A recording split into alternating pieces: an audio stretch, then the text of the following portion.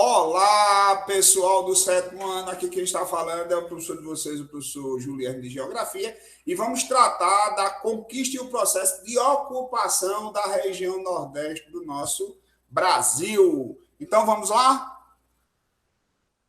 Os índios e a economia pré-colonial. No Nordeste, assim como o restante do Brasil, foi ocupado desde a pré-história pelos paleoíndios, habitantes ancestrais dos índios que estavam nesta região séculos antes da colonização europeia. Se atentem, antes de chegar o elemento europeu na nossa região Nordeste e no Brasil, já existiam habitantes que eram conhecidos pelos europeus como ameríndios.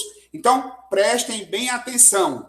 Quando Portugal ocupou, porque Portugal não descobriu o Brasil, simplesmente ocupou um território que ele já sabia que existia. Ok? Lembrem-se do Tratado de Tordesilhas entre Portugal e Espanha, que dividiam ao meio todos os territórios a serem conquistados. Beleza? Vamos lá.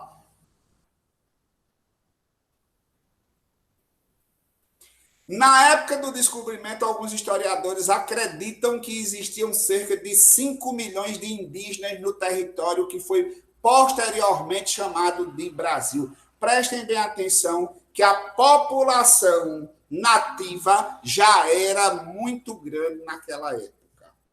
Não é? 5 milhões de pessoas viviam no território brasileiro, a grande maioria no litoral e a outra parte no interior. Quando os portugueses aqui chegaram, viram muita floresta e também muita população nativa. Sigamos. No início da colonização, algumas nações indígenas ajudaram os europeus na extração do pau-brasil em troca de especiarias. Isso era o escambo. Agora, vamos entender como era esse escambo e vamos entender porque os colonizadores exploraram o pau-brasil. Prestem bem atenção. Nesse período, os espanhóis já tinham descoberto prata e ouro nas suas regiões, aonde eles dominaram.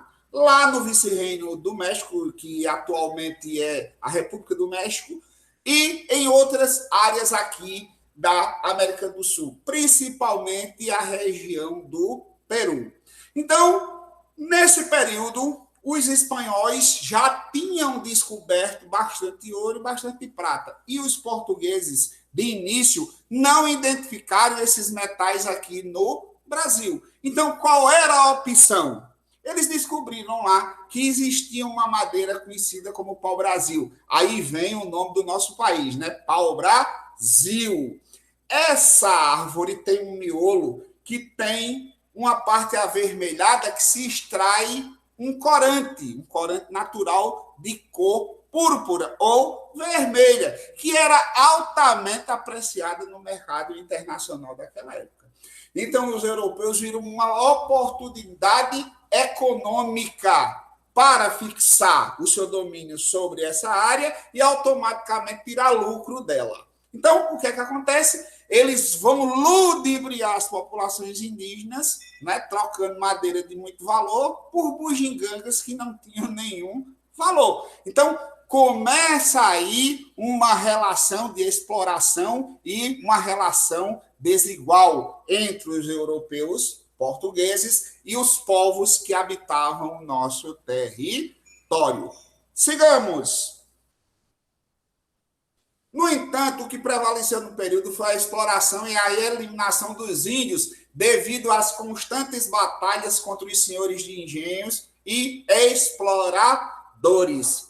Gente, depois do pau-brasil e depois da quase aniquilação dessa árvore aqui no Brasil, o que é que acontece? Os portugueses vão sair desse processo de exploração, certo?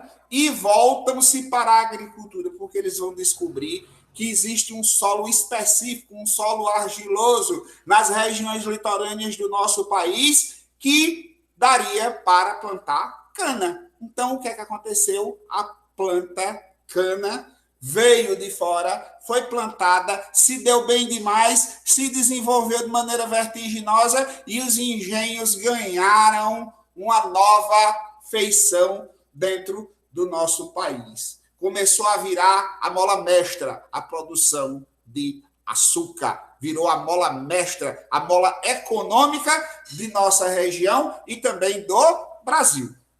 Mas existia um problema. As pessoas que tinham vindo da Europa eram em menor número.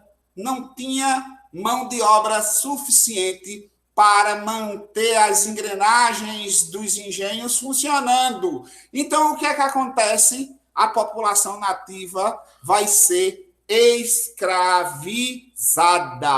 Ela vai ser escravizada e utilizada dentro dessa grande indústria que surgia nesse período dentro do Brasil. E é nesse período que começa, né, um verdadeiro genocídio por parte dos europeus contra os povos nativos de nossa região. E o que é que acontece? Os nativos não aguentam o rojão e começam a fugir. E eram perseguidos e mortos. E também, gente, tinha aquela questão da expansão da cana-de-açúcar, que, consequentemente, era em cima das áreas territoriais desses povos. Então, eles eram sistematicamente eliminados para que os campos de engenhos tomassem essas terras. Sigamos. A região Nordeste foi o palco privilegiado do descobrimento, que nesse caso não foi descobrimento, pessoal, foi ocupação e invasão. Os primeiros portugueses chegaram aqui por volta de 1500, sob o comando de Pedro Álvares Cabral, na atual cidade de Porto Seguro, no estado da Bahia. Então, a ocupação do Brasil, a invasão do Brasil, começa aqui pela cidade de Porto Seguro, certo? Que naquela época não existia a cidade. Ela veio a surgir posteriormente. Sigamos. Foi no litoral nordestino que se deu início à primeira atividade econômica do país, a extração de pau-brasil, como eu já falei para vocês anteriormente. Países como a França, que não concordavam com o Tratado de Tordesilhas, realizavam constantes ataques ao litoral com o objetivo de roubar aquela madeira tão apreciada na Europa. Então, gente, desde muito tempo, né, desde aquela época, os europeus, fora portugueses, porque queriam se estabelecer aqui no Brasil também, e os franceses foram os primeiros a quererem ficar aqui. Inclusive, eles entravam, invadiam, faziam tratado com os índios, como os portugueses também faziam, e roubavam o pau-brasil. Prestem bem atenção que os povos indígenas nunca se deram bem, nem para o lado de francês, nem para o lado de inglês, nem para o lado de português, nem para o lado de nada. Né? No final das contas, os europeus eram algozes ferrenhos dessas populações. O único interesse que os europeus tinham em nossa região era roubar, era levar o que tinha de melhor que existisse dentro dessas terras. Desde aquela época.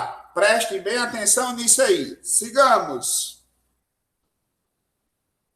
Vocês sabem que para ocupar você tem que administrar. Então, vamos agora ver como é que iniciou esse processo de organização administrativa desses territórios. A administração da colônia, ocupação europeia e desenvolvimento da atividade canavieira. Vamos lá? A cidade de Salvador foi a primeira sede do governo geral do Brasil, pois estava estrategicamente localizada em um ponto médio do litoral. O governo geral foi uma tentativa de centralização do poder para auxiliar as capitanias que estavam passando por um momento de crise. Gente, prestem bem atenção. Quando a gente fala da questão administrativa do Nordeste do Brasil, lembrem-se que nessa época a gente está falando do Nordeste. O Nordeste era a região mais importante do Brasil, porque na realidade era o grosso das possessões lusitanas no continente americano. Naquela época, ninguém nem imaginava que o Brasil ia virar esse colosso que é hoje.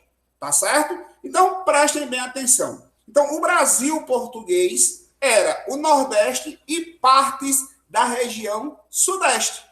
Então, o que é que acontece naquela época? O governo do rei não queria de forma nenhuma tirar dinheiro do bolso para gastar com a ocupação dessa região. Então, ele vai dividir o território brasileiro, que, como eu já disse a vocês anteriormente, compreendia praticamente o Nordeste brasileiro, né, em capitanias hereditárias. O problema é que a maioria desses donatários já eram quebrados por vida. E só 2 capitanias deu algum futuro para o Brasil, que foi a capitania de Pernambuco e a capitania de São Vicente. E o restante faliu, quebrou. Então, essa primeira tentativa de se criar o governo geral foi de dar uma sustentabilidade a um sistema que já estava falido, ok? Então, vamos em frente.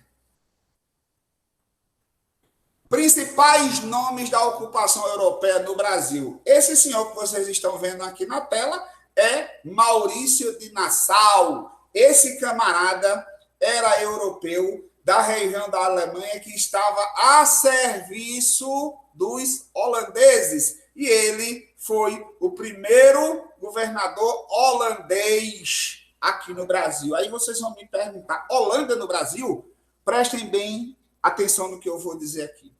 Esse período que os holandeses chegam no Brasil coincide com o período da União Ibérica, que foi a união do Reino de Portugal com o Reino da Espanha, surgindo uma só coroa, um só domínio. Nesse período, a Espanha vai se tornar a maior potência econômica e territorial de todos os tempos na história do mundo, né? Que praticamente o continente americano pertencia à Espanha. Várias feitorias portuguesas que estavam na África se tornaram espanholas.